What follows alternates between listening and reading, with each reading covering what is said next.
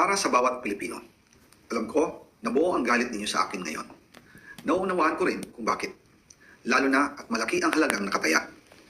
Pero bago kayo humusga, hayaan ninyong ipaliwanag ko ang buong katotohanan. Matagal akong hindi nagsalita dahil may direktang utos sa akin. Huwag nang bumalik ng Pilipinas at manahimik na lamang. Umalis ako noong July 19, 2025 para sa aking medical check-up. Nakaplanong bumalik pagkatapos ng SONA ni Pangulo.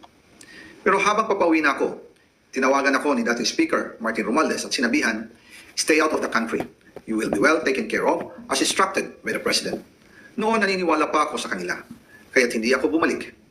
Tumikom ang aking bibig, sumunod ako, pero ang hindi ko alam, ang ibig pala nilang sabihin sa aalagaan ka namin ay gagamitin ako bilang panakipbutas sa kanilang kampanya laban sa korupsyon.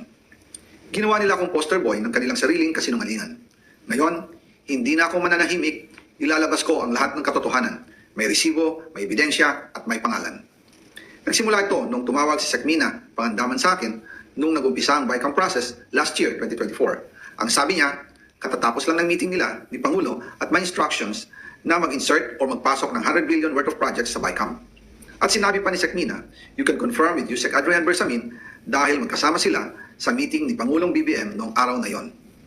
Tinawagan ko po agad si Yusek Adrian Bersamin at tinanong ko kung may instruction nga ba ang Pangulo na magpasok ng 100 billion during their meeting. Ang sabi niya ay totoo nga po.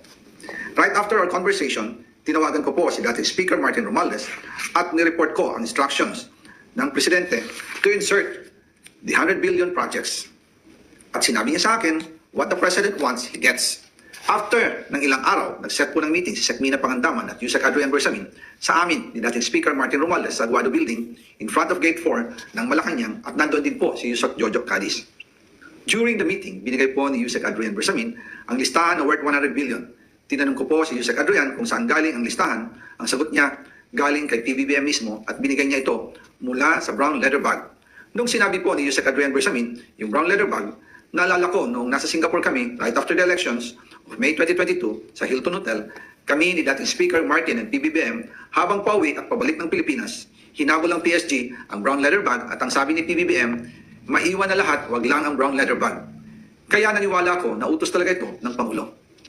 Pagkatapos ng ilang araw, I informed sina dating Speaker Martin Romualdez, Secmina Pangandaman, Yusek Adrian Bersamin, and Yusek Jojo Cadiz na kung pwede 50 billion lang ang ipasok sa program funds dahil sobra ang DPWH funds versus sa DepEd. In practice, hindi pwede na mas malaki ang budget ng DPWH kaysa edukasyon.